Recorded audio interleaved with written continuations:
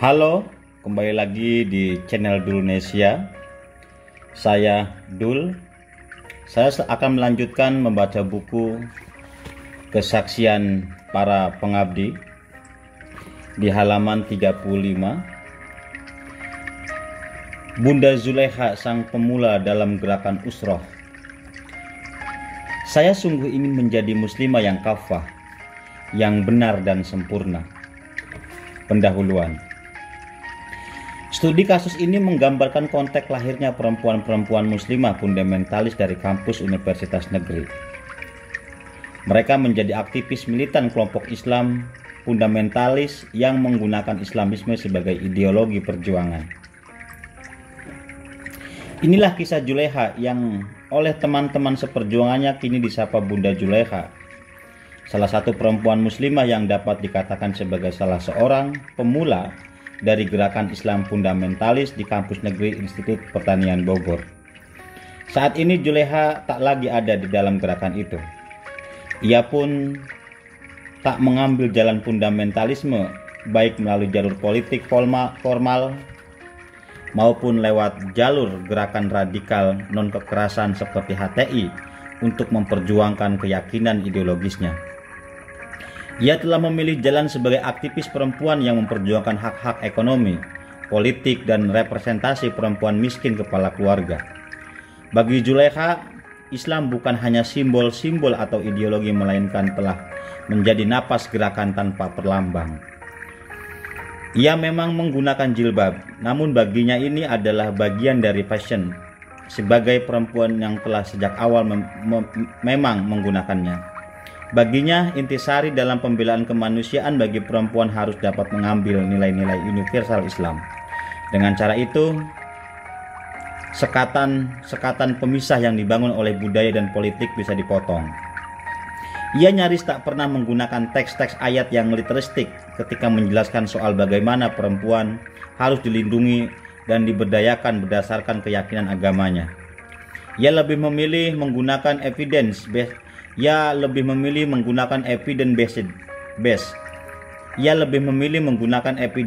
dan data empirik yang ia temukan di lapangan. Ia memilih substansi Islam sebagaimana ia pahami tentang nilai-nilai keadilan. Namun kisah Zulekha di masa sebelum menjadi aktivis perempuan sangat penting untuk digambarkan agar diperoleh konteks yang lebih luas bagaimana perempuan terlibat dalam gerakan yang meyakini Islamisme sebagai ideologi mereka. Zulekha sang tokoh dalam profil ini merupakan gambaran yang cukup lengkap yang menjelaskan lintasan sejarah politik kelompok perempuan dalam fundamentalis, terutama di Jawa, dalam latar konteks politik pembangunan di bawah rezim Orde Baru di Indonesia yang mempengaruhi gerakan itu. Tulisan ini didasarkan pada wawancara dengan Zulekha, kajian referensi tentang gerakan fundamentalis di Indonesia, dan secara lebih khusus tentang perkembangan politik yang terkait dengan jilbab. Masa pemupukan. Lahir di Ketapang, Kalimantan Barat tahun 1962. Zulekha adalah anak kedua dari 10 bersaudara. Keluarga Zulekha bukanlah keluarga santri. Ia lahir dan tumbuh besar dalam adat suku Melayu di mana Islam merupakan identitas kultur di dalamnya. Setiap Melayu adalah Muslim. Demikian pemahaman Zulekha ketika kecil. Kemusliman itu membedakannya dengan kultur suku-suku yang lain dalam struktur warga Kalimantan Barat, terutama warga suku Dayak dan Cina. Di sana juga terdapat kaum pendatang dari Jawa dan Madura yang umumnya juga Muslim. Namun bagi Zulekha, identitas kemelayuan dan kemuslimannya telah dirajut sejak masa kanak-kanak. Ia dan kakaknya belajar mengaji dari neneknya dan dari guru ngaji seorang perempuan tua di kampung tetangga yang harus mereka tempuh dengan melintasi hutan di sore hari. Setiap bulan mereka membawa sebotol minyak tanah sebagai pengganti bayaran belajar mengaji. Pembayaran dengan uang bukanlah hal yang wajar ketika itu, sebab mengajar mengaji adalah ibadah. Kerelawanan sang guru ngaji cukup membekas di hati Zulekha, dan kelak juga mengajarinya untuk melakukan hal yang sama ketika membimbing mahasiswi lain dalam memahami agama.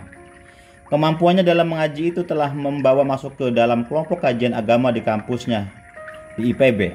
Ia bahkan dianggap sebagai mahasiswi yang cukup tahu tentang agama, dan karenanya ia diangkat menjadi salah seorang pembimbing dalam kelompok pengajian di Masjid Al-Ghifari atau menjadi asisten dosen dalam rumpun mata kuliah MKDU, mata kuliah dasar umum bidang pelajaran agama.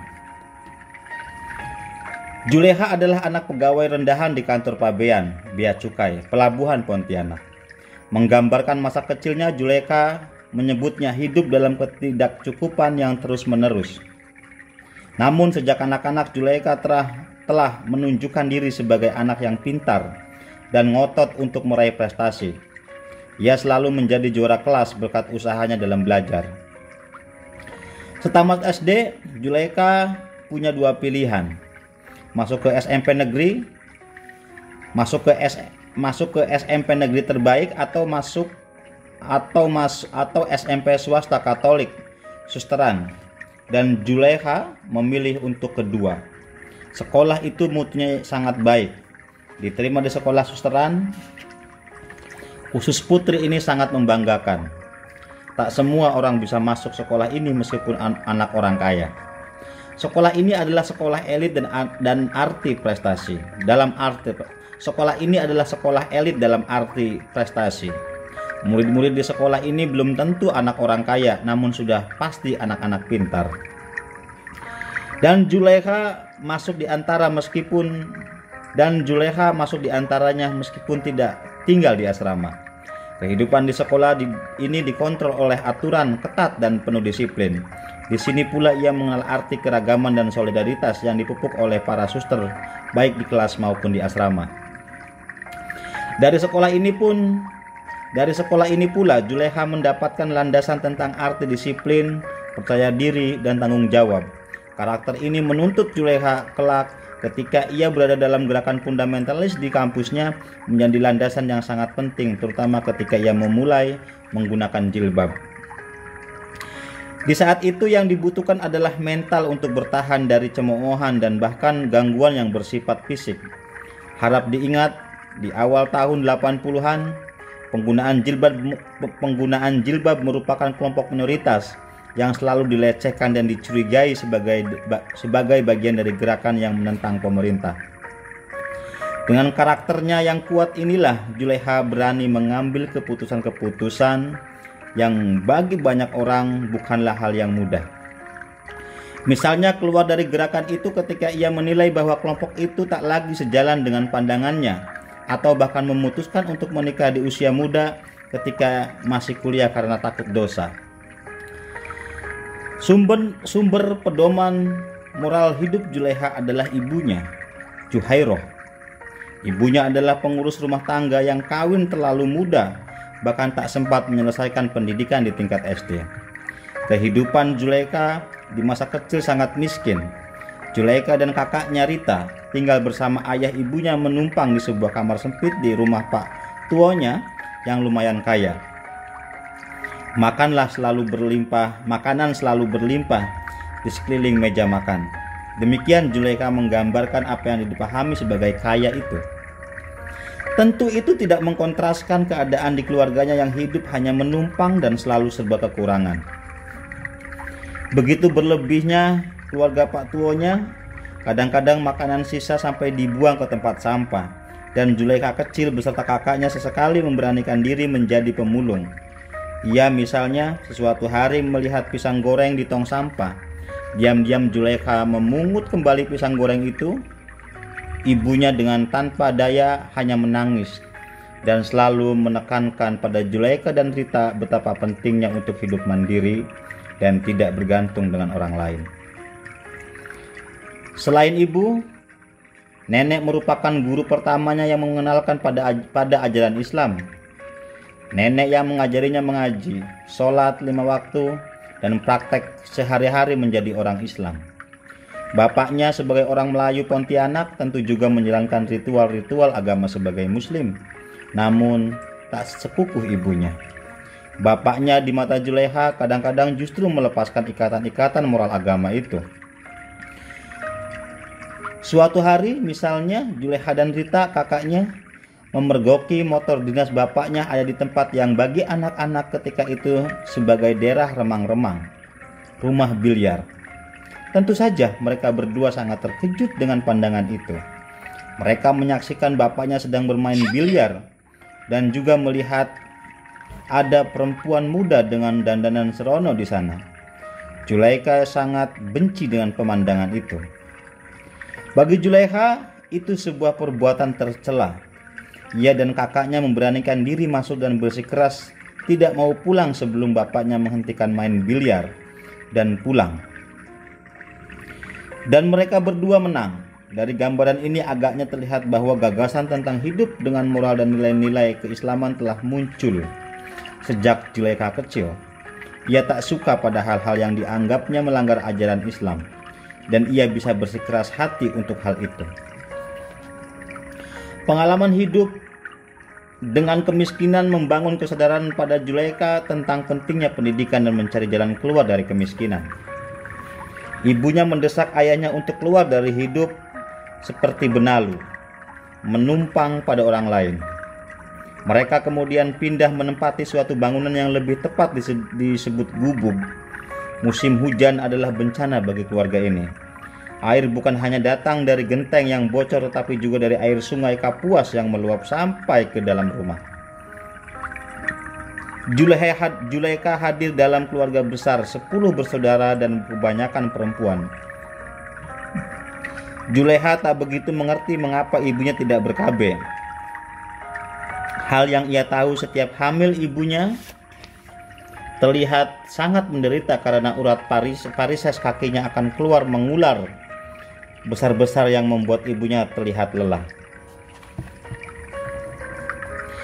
Dan di mata Zulaikha adalah itu sangat berat bagi ibunya yang harus mengurusi anak-anak yang masih kecil, sehingga hampir tidak memiliki waktu untuk dirinya sendiri. Ibunya mungkin sangat memahami, tambah anak akan bertambah beban keluarga. Tapi tampaknya dia pun tak berdaya. Pernah suatu hari Zulaikha menyaksikan ibunya hampir saja mempraktekkan aborsi dengan cara yang sangat tidak aman ketika mengetahui bahwa dia hamil lagi sementara anaknya baru berumur beberapa bulan.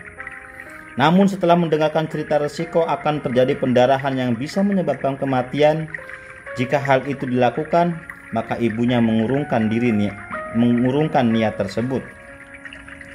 Tapi peristiwa itu sangat berbekas di hati Zulaikha dan semakin mempertajam pemahaman arti pentingnya pendidikan hak dan kesehatan reproduksi perempuan dalam geraknya sebagai aktivis perempuan.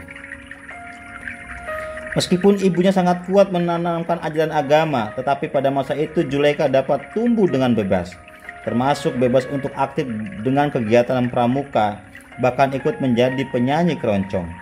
Ia manggung secara amatiran di beberapa tempat seperti mengisi acara rutin di RRI Pontianak, di acara malam pesta hari kemerdekaan yang diselenggarakan oleh kantor gubernur, dan acara-acara pemerintah lainnya. Saat itu Zulaikha adalah remaja yang sangat pemberani, terbuka, aktif, dan tetap kritis. Dan ia tak menggunakan atribut keagamaan apapun. Di sini, bakat Zulaikha dalam organisasi semakin tumbuh.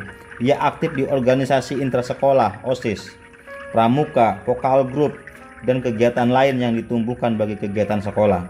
Sebagai murid berprestasi, Zulaikha kemudian terpilih mewakili SMA 1 Pontianak untuk mengikuti pemilihan pelajar teladan tingkat Provinsi Kalimantan Barat, dan Zulaikha terpilih menjadi pelajar teladan Kalimantan Barat dan diutus mengikuti pemilih pelajar teladan di tingkat nasional pada tahun 1980.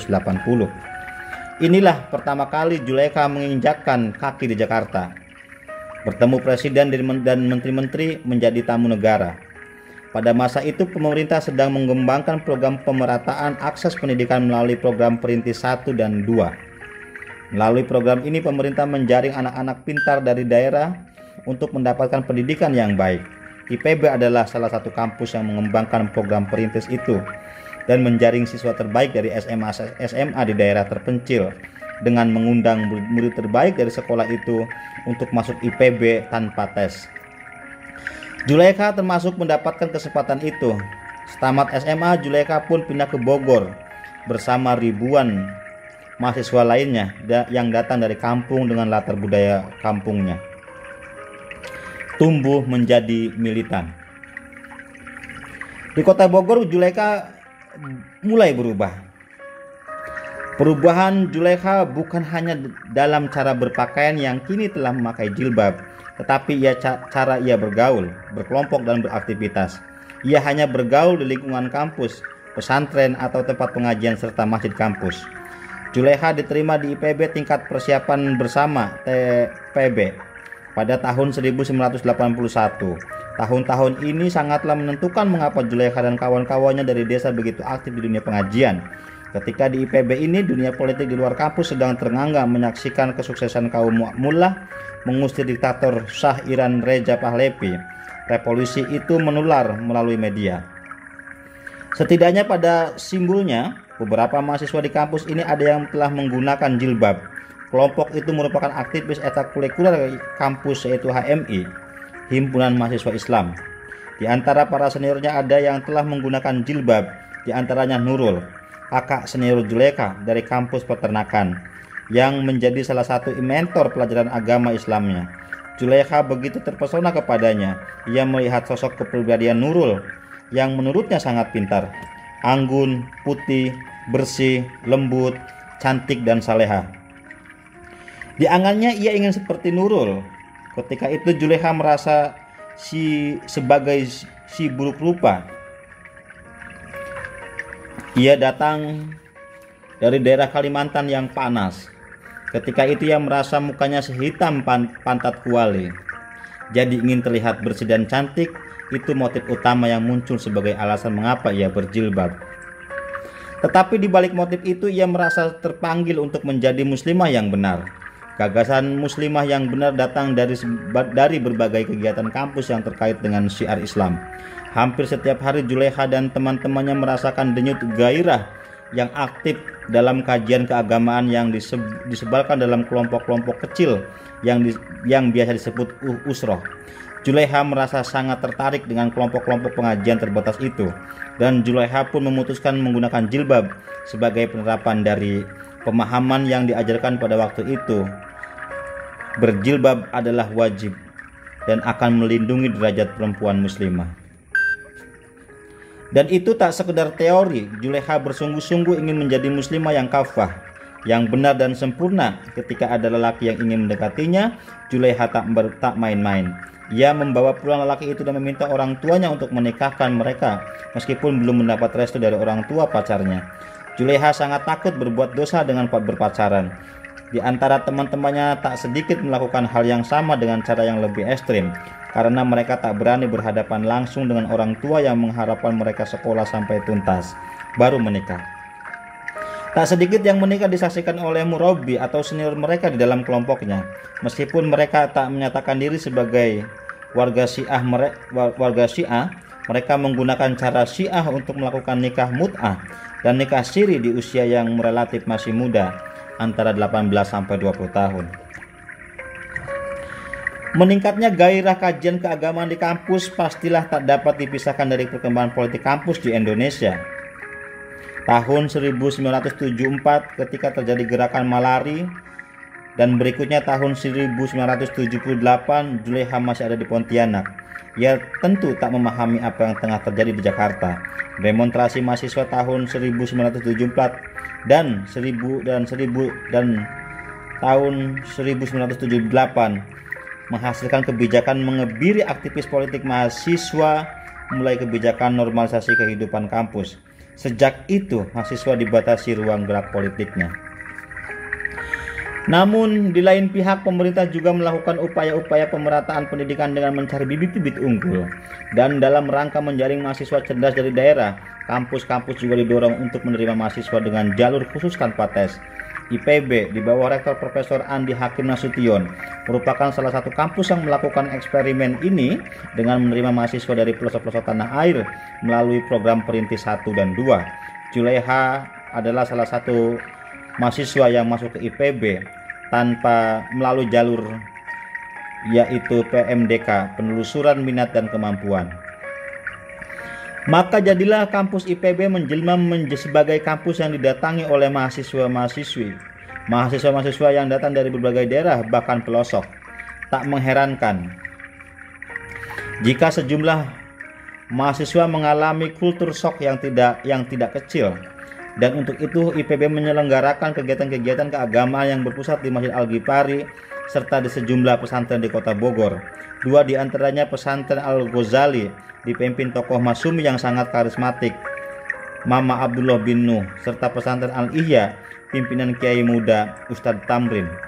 Mama Abdullah bin Nuh kelak juga disebut sebagai seorang yang memberi pintu kepada Abdurrahman Al-Baghdadi membawa HTI ke Indonesia. Sebetulnya Bogor bukanlah pelopor dalam hal memasukkan semangat revolusi Iran ke kampus. Kegiatan ini telah lebih dulu digagas oleh kampus IPB di bawah asuhan Bang Imad, Insinyur Imaduddin Abdurrahim. Para mahasiswa mengikuti kegiatan training intensif pengkaderan keislaman melalui program studi Islam intensif SII yang diselenggarakan di Masjid Sultan IPB. Orang-orang seperti Zulaikha mendapatkan suntikan ideologis tentang keislaman dan politik Islam. Melalui kegiatan latihan Mujadid Dakwah LMD, Bang Imad memperkenalkan sejumlah ayat dan hadis yang dijadikan landasan sebagai kewajiban bagi perempuan untuk menutup aurat menggunakan jilbab. Dapat dipastikan hampir seluruh siswi yang menggunakan jilbab di sekolah menengah negeri atau di kampus-kampus negeri seperti IPB adalah alumni dari training SII Masjid Salman ITB. Sebetulnya jika ditelusuri ke belakang, sumber Islam ideologis yang dianut para aktivis masjid di kampus-kampus sama sekali tidak tunggal. Sebagian terinspirasi oleh gerakan perlawanan kaum mullah di Iran. Buku-buku karya Ali Syariati tentang Fatimah menjadi referensi bacaan yang sangat luas dibaca kalangan mahasiswa. Demikian juga buku-buku terjemahan lainnya yang datang dari Mesir, terutama terkait dengan gerakan Ikhwanul Muslimin, atau buku-buku terjemahan karya para pemikir dan tokoh-tokoh gerakan Islam post-kolonial seperti Abu A'la Al-Maududi, Sayyid Qutb, dan Hasan Al-Banna yang sering dikategorikan sebagai tokoh-tokoh fundamentalis. Di antara program buku terjemahan itu, isu jilbab sebagai kewajiban bagi perempuan muslimah menjadi salah satu buku referensi yang selalu muncul. Namun jelas sekali, revolusi Iran adalah titik awalnya dalam konteks Indonesia. Perempuan sebagai situs di mana mereka atau kaum lelaki menganggap ajaran Islam harus diterapkan secara penuh, kafah, mulai terlihat setelah revolusi Iran. Simbol paling nyata adalah keharusan bagi perempuan menjadi muslimah yang baik yang ditandai dengan kesempurnaan dalam berpakaian, menutup aurat dengan menggunakan baju gamis jubah yang longgar dan penutup kepala atau jilbab yang menjuntai sampai setengah paha. Jilbab atau hijab dianggap sebagai identitas kemusliman perempuan sekaligus simbol penerapan ajaran Islam yang sempurna dan yang paling benar. Karenanya jilbab di Indonesia awal tahun 80-an tak semata-mata sebagai kebangkitan keagamaan untuk upaya kepemudaan agama Islam, melainkan juga sebagai fenomena perkotaan yang kritis terhadap rezim Orde Baru. Bangkitnya gerakan keagamaan di kampus seperti di Bogor memang tak dapat dipisahkan dari persamaan di tingkat lokal. Selain dua pesantren yang tadi disebut yaitu Al-Ghazali dan Al-Ihya, keberadaan kampus Universitas Swasta Ibnu Khaldun juga harus diperhitungkan. Ini adalah salah satu kampus yang mengembangkan ideologi Islamisme. Seperti Kiai Saleh Iskandar merupakan tokoh Masumi yang sangat anti rezim Soeharto dan sangat curiga pada ideologi pembangunan. Demikian juga dengan tokoh lainnya seperti Insinyur A.M. Saifuddin yang juga pengajar di IPB yang sangat meyakini bahwa Islam dapat menjadi haluan ideologi untuk mensejahterakan masyarakat. Bersambung ke halaman 45.